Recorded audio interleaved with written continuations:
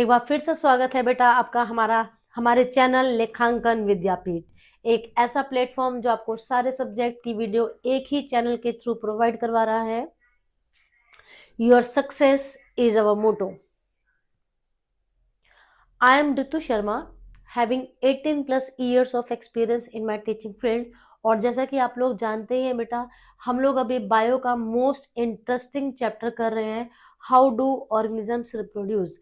तो इससे पहले जो हमने आपको वीडियो प्रोवाइड करवाई थी इस चैप्टर की, उसमें हमने इस चैप्टर का जो सबसे कॉम्प्लिकेटेड वाला पार्ट था ना, उसको कर लिया। अब आगे का जितना भी पोर्शन है इस चैप्टर का, वो बहुत ही इंटरेस्टिंग होने जा रहा है। तो इसके लिए आपको क्या करना पड़ेगा बेटा, वीडियो को स्किप नहीं करना है और वीडियो को पूरा देखेंगे, तभी जाकर आपको इंटरेस्ट आने वाला है। तो चलिए स्टार्ट करते हैं, how do organisms reproduce.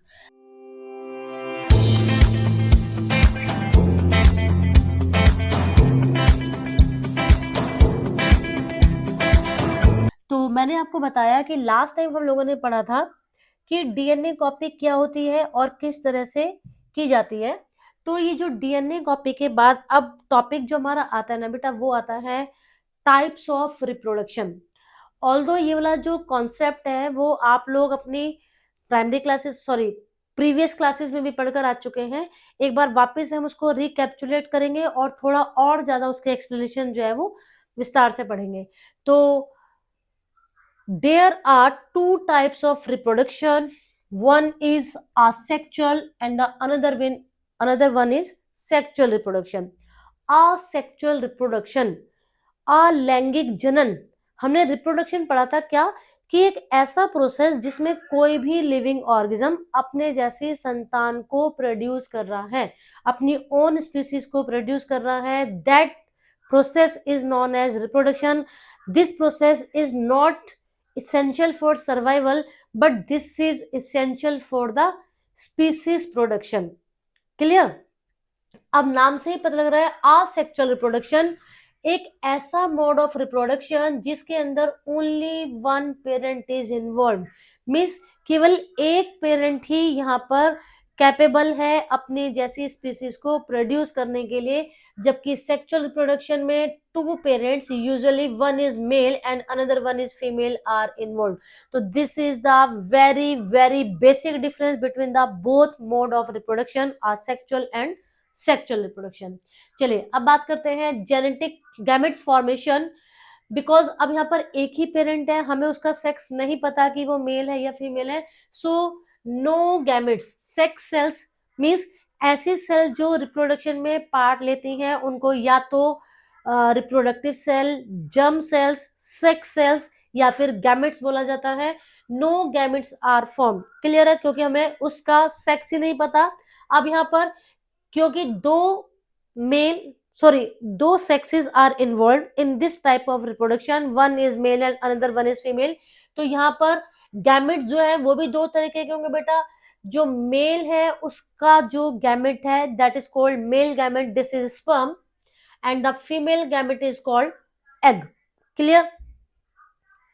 Fertilisation, no fusion of female gametes take place because there is no gamete. तो ऑब्वियस बात है फिर उनका फ्यूजन कहां से होगा, बट इसमें फ्यूजन होता है मेल और फीमेल गैमेट का, जो आगे जाकर जायगोट बनाता है। Offspring, offspring are genetically, this point is very very important, offspring are genetically identical to the parent, often called clone. क्योंकि यहाँ पर डीएनए की कॉपी नहीं हो रही है, तो जिसकी वजह से क्या हो रहा है, वेरिएशंस आने के चांसेस बहुत ज्यादा कम है। इसीलिए जो न्यू ऑफस्प्रिंग से डेवलप होती है ना बेटा, जो नई संतान उत्पन्न होती है, वो काफी हद तक अपने पेरेंट के जैसी होती है, इसलिए उनको क्लोन्स भी बोला जाता है। आप लोगों को मालूम होगा सबसे पहले डोली नाम के शीप का क्लोन बनाया गया था।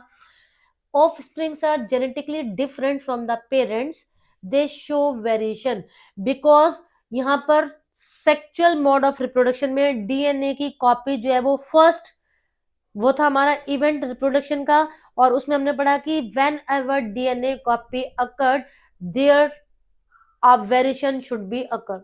वहां पर एक वेरिएशन जरूर आएगा ही आएगा, जिसका रिजल्ट कि जो न्यू ऑफ स्प्रिंग्स डेवलप होते हैं ना, वो बिल्कुल एग्जैक्ट कॉपी नहीं होते अपने पेरेंट्स की। अब है बात इवोल्यूशनरी सिग्निफिकेंस, बिकॉज यहाँ पर लो वेरिएशन है तो adaptation to changing environment is slower, क्योंकि यहाँ पर न्यू न्यू फीचर्स नहीं आ रहे वेरिएशन की वजह से, तो जिसकी वजह से जो इनका एडेप्टेशन होता है ना कि अपने हैबिटेट के अकॉर्डिंग अपने आप को उसके उसमें रहने लायक बनाना, ये वाली जो क्वालिटी है वो इनके अंदर थोड़ा स्लोअर होती है। जबकि हाई वेरिएशन, यहाँ पर वेरिएशन बहुत ज्यादा हाई है, हम लोगों ने पढ़ा था essential for evolution and adaptation. इस वेरिएशन का ही रिजल्ट क्या है कि आज की डेट में हमें अपनी अर्थ के ऊपर हजारों स्पीसीज देखने के लिए मिल रही है। अगर वेरिएशन नहीं होते तो एक ही स्पीसीज रहते जी, है ना, पढ़ लिया था हमने कि पॉपुलेशन के लिए जरूरी है। स्पीड या complexity, a fast and simple process because only one parent is produced, no gamete are occur.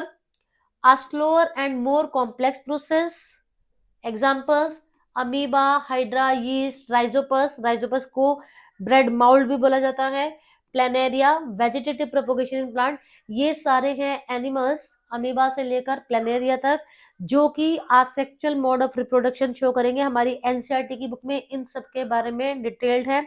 जबकि प्लांट्स के अंदर भी अब आप देखोगे कि प्लांट में सेक्सुअल रिप्रोडक्शन भी हो रहा है और असेक्सुअल भी हो रहा है। तो प्लांट्स में जब असेक्सुअल रिप्रोडक्शन होता है तो उसको बोला जाता है vegetative propagation. Humans, animals, flowering plant etcetera. तो ये जो है ना बेटा, ये समझो कि इस चैप्टर का मैप कॉन्सेप्ट है, इसको आपको अच्छे से करना है। अगर ये सारे डिफरेंसेस आपको समझ में आ गए तो समझो चैप्टर बिल्कुल इजी होने वाला है। तो एक बार इसका स्क्रीनशॉट ले लीजिए आप लोग। चलिए अब आगे स्टार्ट करते हैं।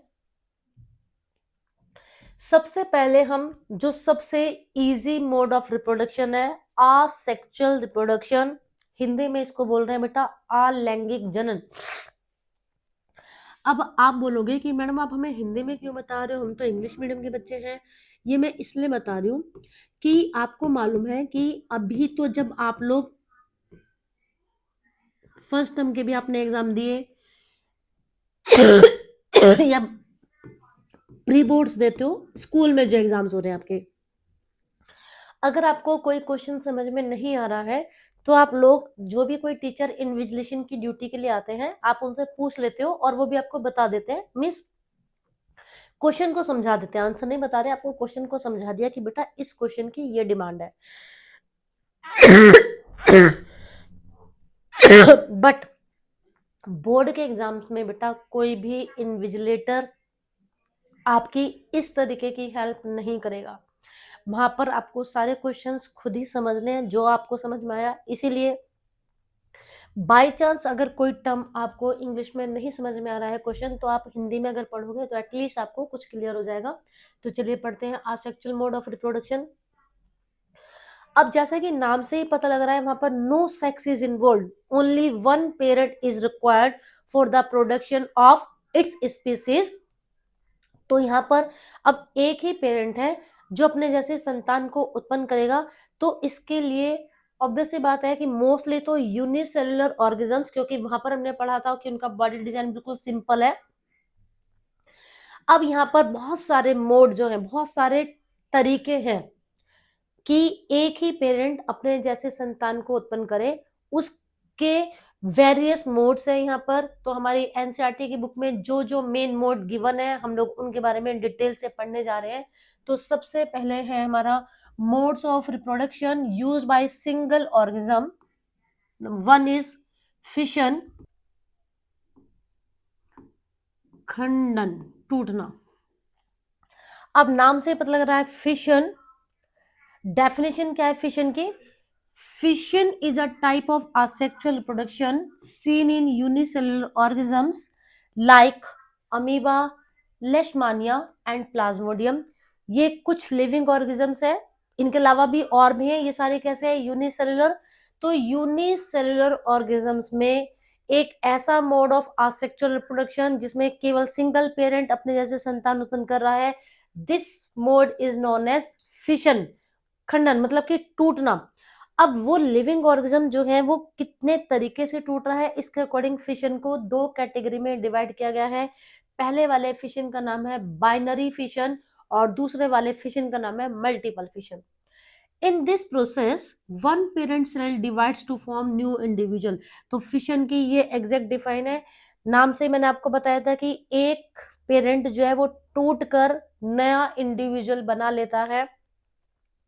अब वो कितने पार्ट में डिवाइड हुआ, उसके अकॉर्डिंग इसको दो कैटेगरी में डिवाइड किया गया है। Number one is called binary fission. Bio में बेटा बाई वर्ड का मतलब होता है टू, TW2। तो नाम से ही पता लग रहा है एक ऐसा मोड ऑफ रिप्रोडक्शन जिसमें जो हमारा पेरेंट सेल है ना वो क्या करती है, टू इक्वल हाफ्स में डिवाइड हो जाती है। The parent cell splits into two equal halves.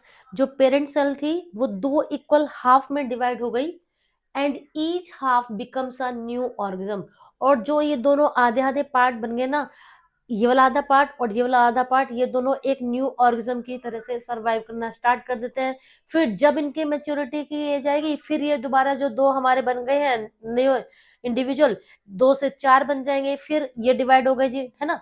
फिर चार से आठ बन गए, आठ से 16, 16 से 32 बन गए, 32 से 64, 64 से 128 बन गए, 128 से 256 बन गए, 512 बन गए, 1024 बन गए। इस तरह से वो डबल डबल डबल होते चले जाएंगे। तो देखो स्टार्टिंग में क्या था, केवल सिंगल पेरेंट, उस सिंगल पेरेंट से डबल एक पेरेंट क्योंकि टूटा। अब देखो देख लेते हैं यहाँ पर, ये the simplest unicellular organism is amoeba. मैंने आपको पहले भी कई बार बताया है कि अमीबा ही हम क्यों लेकर चलते हैं, बिकॉज इसकी शेप इरेगुलर है। तो आप जैसा मर्जी ड्रॉ कर दोगे ना तो चलेगा। बाकी अगर इसकी जगह मैं पैरामीशियम भी ले सकती हूँ क्योंकि वो भी यूनिसेलुलर ही है, लेकिन उसकी शेप जैसी होती है आपको वैसे ही ड्रॉ करनी है। यहाँ पर आपको शेप के मार्क्स नहीं कटने वाले।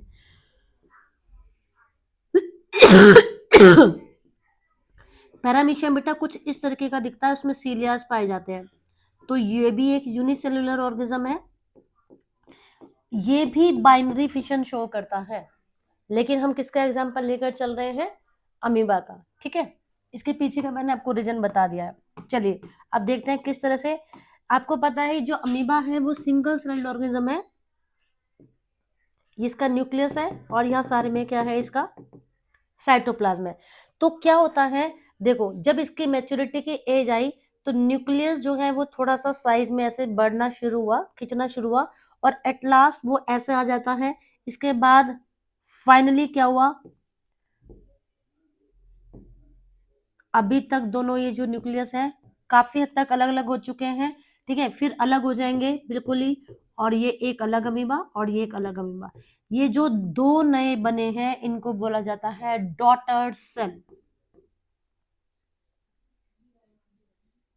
Daughter cell. तो सिंपली एक अमीबा था, एक अमीबा जो है, अब मैं देखो इसको सिंपल उसमें भी आपको कर कर दिखा देती हूँ। ये तो था बुक वाला डायग्राम,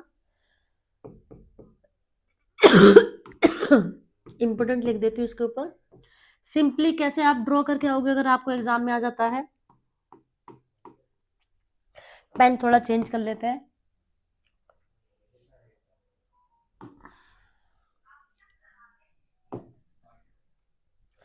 चलिए जी, suppose this is the parent amoeba. ठीक है, न्यूक्लियस के चारों तरफ क्या है, इसका साइटोप्लाज्म। अब जब इसके मैच्योरिटी की एज आ जाती है तो जो इसका न्यूक्लियस है ना वो दो इक्वल हाफ में डिवाइड हो जाता है। अब इससे दो नए अमीबा बन गए हमारे, आधा न्यूक्लियस इधर चला गया, आधा न्यूक्लियस इधर चला गया। अब ये जो दोनों न्यूक्लियस है, सॉरी दोनों अमीबा है, ये हो गए हमारे डॉटर सेल, और ये फर्दर आगे डिवाइड होंगे, इससे दो नए अमीबा डॉटर सेल, इससे फर्दर दो। तो जो अभी मैंने आपको बताया था स्टार्टिंग में वन था, वन से टू है, टू से फोर बन गए। तो this is the simple process. अब पैरामीशियम और इसमें क्या डिफरेंस है, यहाँ पर ये जो न्यूक्लियस हमारा डिवाइड हो रहा है ना बेटा, ये किसी भी पैटर्न से डिवाइड हो सकता है। मतलब कि ऐसे हो सकता है, ऐसे वो टू इक्वल हाफ में डिवाइड हो सकता है, वो इस तरह से, मतलब किसी भी प्लेन से हो सकता है। बट लेकिन अगर हम इसकी जगह पैरामीशियम का एग्जांपल लेते हैं तो पैरामीशियम में जो पैटर्न है ना डिवाइड होने का वो हमेशा फिक्स है, तो वो आपको लर्न करना पड़ेगा। अब यहाँ पर क्या है, कैसे भी आप उसको डिवाइड करो, तो बस मेन क्या है, पेरेंट सेल थी, एक एक पेरेंट से दो न्यू डॉटर सेल बन गई है, तो ये हो गया हमारा बाइनरी फिशन। बाई वर्ड का मतलब टू, तो एक पेरेंट से दो न्यू डॉटर सेल बन गए, that's why this fission is known as binary fission. अब हमारी बुक में एक और एग्जांपल दे रखा है बाइनरी फिशन का, लेशमानिया। ये जो लेशमानिया है बेटा, ये एक प्रोटोजोआन है अमीबा की तरह से। देखो यहाँ पर थोड़ी सी इसका वो दिखा रखी है कि इस ये हमें एक डिजीज ह्यूमन बीइंग के अंदर डिजीज कॉजिंग ऑर्गेनिज्म है, उस डिजीज का नाम है काला आजार। Has a definite body shape and a weep like flagellum. ये देखो इसकी जो शेप है वो फिक्स है, और इसमें एक ऐसा थ्रेड लाइक स्ट्रक्चर निकला होता है जिसको बोला जाता है flagellum. Fission happens in a specific direction according to this structure। यहां पर आप देखोगे ये लेशमानिया की शेप इस तरीके थी, और इसमें जो हमारा बाइनरी फिशन होगा ना, वो देखो वो यहां से स्पेसिफिक पैटर्न, ये जो न्यूक्लियस था, पहले एक न्यूक्लियस है, न्यूक्लियस ऐसे खींचना शुरू हुआ, ये वाली पोजीशन, फिर ये वाली पोजीशन, सेम ही पोजीशन है, दो अलग अलग न्यूक्लियस हो गए। अब ये जो दोनों अलग अलग न्यूक्लियस है, ये ऐसे बीच में से नहीं टूटा, ये यहां से टूटना स्टार्ट होता है, और यहां से जो इसका ये डिफरेंशिएशन है ना, ये इसको दो इक्वल हाफ में डिवाइड कर देता है। अब ये दो हमारे न्यू डॉटर सेल बन गए हैं। तो पैरामीशियम की तरह से इसमें भी जो एक पेरेंट सेल से दो डॉटर सेल बनने का पैटर्न है वो फिक्स है। मैं ऐसा नहीं है कि इसको ऐसे कर दूं जी कि ऊपर वाला अलग हो गया नीचे वाला अलग, नहीं, वो सिर्फ हम अमीबा में ही कर कर दिखा सकते हैं, इसीलिए हम लोग जनरली क्या करते हैं, अमीबा का एग्जांपल ले लेते हैं। हो सकता है आई होप आपको समझ में आ चुका होगा। तो ये देखो यहाँ पर मेंशन भी कर रखा है बेटा, division can occur in any plane, no fix direction, कोई डायरेक्शन फिक्स नहीं है। This is the benefit to draw amoeba, और कैसा मर्जी बना दो, कि अगर मान लो जी मैंने ऐसा बनाया है तो भी चलेगा, ऐसे बनाकर आ जाओ तो भी चल जाएगा। कुछ बच्चे तो ऐसे फ्लावर की तरह से बनाकर आ जाते हैं, बट क्योंकि इसकी शेप इरेगुलर है इसलिए आपके मार्क्स नहीं कटते। तो मजे है ना हमारे। चलिए अब बात कर रहे हैं जी मल्टीपल फिशन। देखो जी नाम से ही पता लग रहा है, मल्टीपल फिशन एक ऐसा मोड ऑफ रिप्रोडक्शन जिसमें लिविंग ऑर्गेनिज्म जो है, पेरेंट सेल जो है, वो एक से ज्यादा पार्ट में डिवाइड हो जाता है, टूट जाता है, और फिर वो ईच एंड एवरी पार्ट आगे जाकर एक न्यू ऑर्गेनिज्म के फॉर्म में डेवलप हो जाता है। जैसे हमने बाइनरी फिशन में पढ़ा था कि एक पेरेंट सेल से दो न्यू पार्ट, वो दो इक्वल हाफ में डिवाइड हो गया, दोनों जो हाफ थे हमारे वो डॉटर सेल कहलाए, और वो एक इंडिविजुअल अमीबा की तरह से बिहेव करते हैं। ठीक इसी तरह से मल्टीपल फिशन में इन सम यूनिसेलुलर ऑर्गेनिज्म, होता तो ये भी यूनिसेलुलर ऑर्गेनिज्म में है, मींस सारे यूनिसेलुलर ऑर्गेनिज्म में बाइनरी फिशन नहीं हो रहा, क्योंकि एक्सेप्शन इज एवरीवेयर। तो कुछ यूनिसेलुलर ऑर्गेनिज्म ऐसे हैं जैसे कि प्लाज्मोडियम। अब पता नहीं होगा प्लाज्मोडियम क्या है, Plasmodium causes malaria, malaria causing protozoan है ये। अब बहुत सारे बच्चे क्या बोलने वाले हैं, यार मैडम आप तो कुछ अजीब ही बात बता रही हो हमें, हमने तो ये पढ़ रखा है छोटी क्लास से कि मलेरिया जो है मच्छर के काटने से होता है, वो भी मॉस्किटो फीमेल एनाफ्लीज नाम की। यही सोच रहे होंगे ना अपने मन में। तो बेटा मैं आपको बता देती हूँ क्या है बात, कि क्योंकि जब बच्चा छोटा होता है छोटे क्लास में उसको ये मलेरिया वाला कॉन्सेप्ट पता है, वहां पर उसको अगर हम कैरियर वर्ड समझाना चाहेंगे तो बेचारों को समझ में नहीं आएगा। एज के साथ साथ हमारा जो मेंटल लेवल है वो भी ग्रो करता है। तो जो मॉस्किटो एनाफ्लीज है ना फीमेल, वो क्या कर रही है, वो इस प्लाज्मोडियम को एक सिक पर्सन की बॉडी से कैरी करके और एक हेल्दी पर्सन की बॉडी में जाकर छोड़ कर आ रही है, वो एक वेक्टर का काम कर रही है। इसीलिए हम लोग उसको गाली दे रहे हैं बेचारे को, जबकि असली तो कौन है जी, यहाँ पर बैठा है causing organism plasmodium. The nucleus divide several times inside the parent cell. यहाँ पर न्यूक्लियस एक बार नहीं कई बार डिवाइड होता है, ठीक है, मल्टीपल टाइम डिवाइड होता है वहां पर। When the outer wall breaks many daughter cell are release at once. और फिर क्या होगा, लास्ट में जैसे ही ऊपर की जो सेल है वो ब्रेक डाउन हुई, ऊपर की जो उसकी कवरिंग थी, एक्चुअल में क्या हो रहा है कि इस प्लाज्मोडियम वायरस में ना क्या होता है बेटा, जो न्यूक्लियस है वो कई बार डिवाइड होता है। तो जिस समय ये मल्टीपल उसका डिवीजन चल रहा है, उस समय उस पेरेंट सेल की बॉडी के चारों तरफ एक आउटर वॉल बनी हुई होती है प्रोटेक्शन के पॉइंट ऑफ व्यू से। और जब अंदर पूरा हो चुका प्रोसेस, तो ऑटोमेटिकली ये जो आउटर वॉल है वो ब्रेक्स हो जाती है, और ये जो मल्टीपल न्यूक्लियस जो डिवाइड हुआ था ना, सारे के सारे डॉटर सेल जो है वो एक बार में ही रिलीज हो जाती हैं। तो यही कारण है, जैसे कि मलेरिया या कोई भी हम ऐसा वो पढ़ते हैं, हमें स्टार्टिंग में ऐसा लगता है कि मान लो मैं कोल्ड का एग्जांपल दे रही हूँ आपको, फीवर होने से पहले आपको कुछ सिम्टम्स आने शुरू होते हैं, मेरी नोज में इरिटेशन हो रही है, मेरे थ्रोट में खराश होती है, ठीक है, थोड़ी सी खांसी आनी शुरू हुई, मुझे हेडेक हो रहा है, बॉडी एक हो रहा है, और शाम तक जाते जाते जी मुझे पूरी तरह से 102 103 फारेनहाइट फीवर हो गया। क्लियर? ठीक इसी तरह से अब यहाँ पर होता है कि क्योंकि वो जाते ही एकदम से इतने सारे हमारी बॉडी में गया था एक मलेरियल पैरासाइट, और वो उसने इस तरीके से असेक्सुअल रिप्रोडक्शन किया, तो हम लोग इतनी जल्दी जो है उसके उसमें आ जाते हैं। यहाँ पर मल्टीपल फिशन का डायग्राम नहीं दिखा रखा है, तो मैं आपको बनाकर दिखा देती हूँ मल्टीपल फिशन। अब इसमें इस तरह से जो न्यूक्लियस है,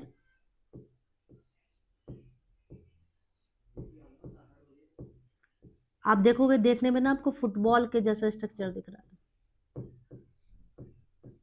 पूरा ऐसा।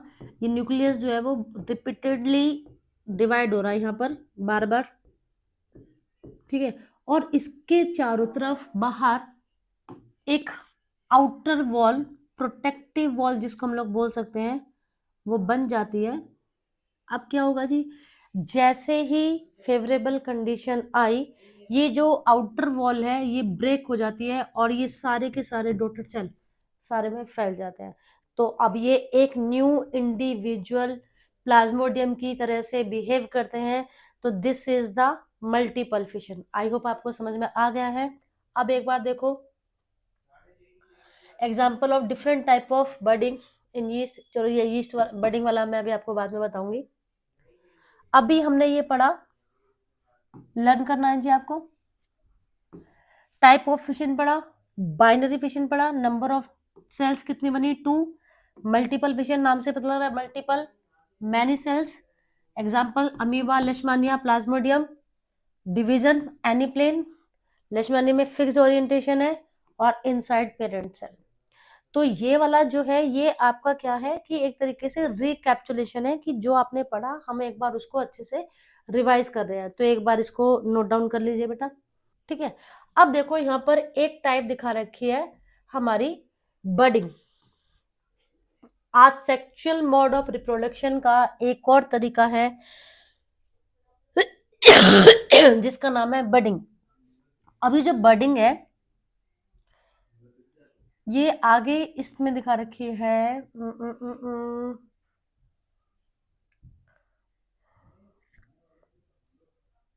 बडिंग। जो बडिंग है एक हमारा सबसे सिंपलेस्ट मोड ऑफ रिप्रोडक्शन है फिशन के बाद। इसमें क्या होता है कि जो हमारी पेरेंट सेल है ना उसमें एक आउटग्रोथ डेवलप हो जाती है, एक बर्ड जैसा स्ट्रक्चर बन जाता है, और इस बर्ड जैसे स्ट्रक्चर से ही फिर धीरे धीरे धीरे धीरे उसमें डेवलपमेंट होनी स्टार्ट होती है, और ये बर्ड एक पूरा लिविंग ऑर्गेनिज्म में कन्वर्ट हो जाती है। और जब ये उसका बॉडी का स्ट्रक्चर कंप्लीट हो गया, ये पेरेंट सेल से डी अटैच हो जाती है। That's why this mode of reproduction is known as budding. तो बडिंग पहले यहाँ पर एक हाइड्रा में दिखा रखा है, जो ऊपर आपको बताया ना ईस्ट वाला, फिर मैं आपको समझाऊंगी।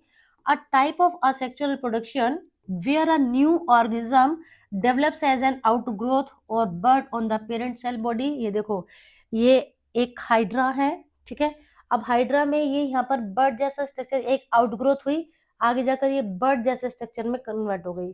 बर्ड क्या होता है बेटा, हिंदी में हम लोग बोलते हैं कली। जब तक फ्लावर हमारा ब्लूम नहीं करा है, वो बंद है, अभी फूल खिलने वाला है, तो हम क्या बोलते हैं अभी कली है। तो ये एक कली जैसा स्ट्रक्चर बना, बर्ड जैसा, धीरे धीरे इसमें डेवलपमेंट हुई, और ये पूरा एक हाइड्रा बनना शुरू हो जाता है।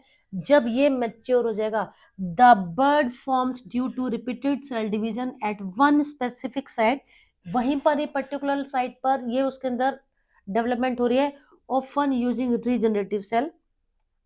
अब हाइड्रा में ये देखो ये सब बता रखा है, the bird grows in size, develop its own features like tentacles and a mouth, same parent की बॉडी की तरह से ये जो इसके फिंगर लाइक प्रोजेक्शंस है जिनसे ये अपना प्रे पकड़ता है, इनको टेंटकल्स बोलते हैं। While still attach to the body, जब तक डेवलपमेंट चल रहा है तब तक पेरेंट की बॉडी के साथ जुड़ा हुआ है। Once fully matured the bird detached from the parent and becomes a new independent individual genetically identical to the parent।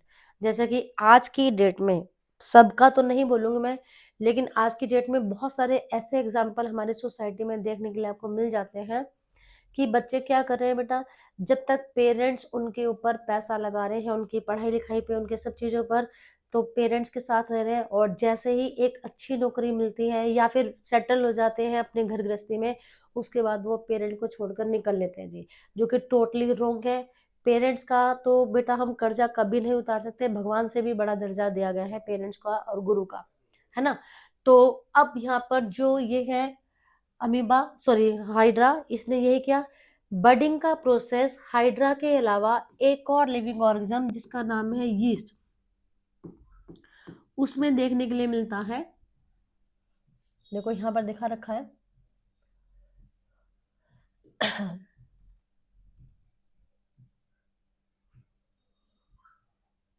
ये yeast forms a small bud that grows and then separates from the parent to form a new organism। अब ये जो yeast वाला process है ना, ये तो बहुत ही इजी है। आप लोगों ने देखा होगा अपने घर में कि अगर भटूरे का डो आपकी मम्मी को तुरंत तैयार करना है, जनरली क्या होता है कि भटूरे का डो अगर तैयार करना है तो रात को ही डो जो है उसको तैयार करना है, आटा जो है वो रात को ही नीट करके रखना पड़ता है। बट सपोज कि सुबह ही प्लान बना कि यार दोपहर को छोले भटूरे खाने हैं, तो उसके लिए इंस्टेंटली डो तैयार करने का एक मेथड है, बेकरी, जो बेकरी शॉप होती है वहां से आपको यीस्ट का पाउडर मिल जाता है। तो जब आटा गूंद रही मम्मी, उसमें अगर 1 पिंच हमने यीस्ट का पाउडर मिला दिया, शुगर सॉल्यूशन डाला, थोड़ा सा सॉल्ट डाला और आटा गूंद के रख दिया, तो जो काम हमारा पूरी रात में होना था वो काम हमारा 2 से 3 घंटे, या कभी कभी तो डिपेंड करता है कि अगर मॉइस्चर सॉरी टेम्परेचर हमारा हाई है, मतलब कि गर्मियों के दिनों में, तो 1.5 से 2 घंटे में हमारा जो डो है तैयार हो जाता है। हुआ क्या वहां पर, यीस्ट ने बडिंग का प्रोसेस कर लिया, कुछ यीस्ट डाला था हमने पाउडर जिसमें कि ज्यादा से ज्यादा 2 या 3 यीस्ट थे, उन्होंने रिप्रोडक्शन कर लिया और वो काफी सारे बढ़ गए। तो देखो कैसे इस तरह से उसमें बर्ड जैसी स्ट्रक्चर जो है वो डेवलप होनी शुरू हो जाती है, और कभी कभी ऐसे ब्रांच भी हो जाती है। एट लास्ट हर बर्ड जैसा जो स्ट्रक्चर है वो एक न्यू इंडिविजुअल यीस्ट की तरह से बिहेव करता है। आपकी टीचर ने आपको क्लास में एक्टिविटी भी करवाई होगी, बेटा क्या करना है, शुगर सॉल्यूशन लेना है, थोड़ा सा चीनी का गाढ़ा सा घोल बनाना है, उसके अंदर 1 पिंच यीस्ट पाउडर डाला, टेस्ट ट्यूब में कॉर्क लगाई और उसको किसी हॉट प्लेस पर रख दिया। 2 से 3 घंटे के बाद अब इस सॉल्यूशन में से एक ड्रॉप स्लाइड के ऊपर ली, ड्रॉपर की हेल्प से उसको कवर स्लिप से कवर किया, और जब माइक्रोस्कोप में देखोगे तो आपको इस तरीके का स्ट्रक्चर नजर आएगा। ठीक है, तो आज सिर्फ हम इस वीडियो में इतना ही असेक्सुअल मोड ऑफ रिप्रोडक्शन पढ़ेंगे। फिशन पढ़ा हमने और बडिंग पढ़ा, दो हमने फिशन के टाइप पढ़े और बडिंग के हमने 2 एग्जाम्पल पढ़े, क्योंकि slow and study wins the race, आप लोगों को मालूम ही है ना, खरगोश और कछुए वाली स्टोरी सब बच्चों ने पढ़ रखी है। तो ये नहीं है कि जी भाग भाग के, अभी मैं बार बार आपको ये बोलूंगी कि बेटा आपको पूरी वीडियो देखनी है, हर कॉन्सेप्ट अच्छे से समझना है, और जब आपका एग्जाम्स की टाइम आएगी तब आप वन शॉट वीडियो को देखेंगे। क्लियर है, तो चलिए अब आपके लिए होमवर्क, चैप्टर को अच्छे से पढ़ के सेल्फ नोट्स तैयार करने हैं, वीडियो को लाइक एंड शेयर करना है, और जो बच्चे फर्स्ट टाइम हमारे चैनल पर आए हैं हमारे चैनल को सब्सक्राइब करना है। तो मिलते हैं नेक्स्ट वीडियो में, तब तक के लिए टेक केयर।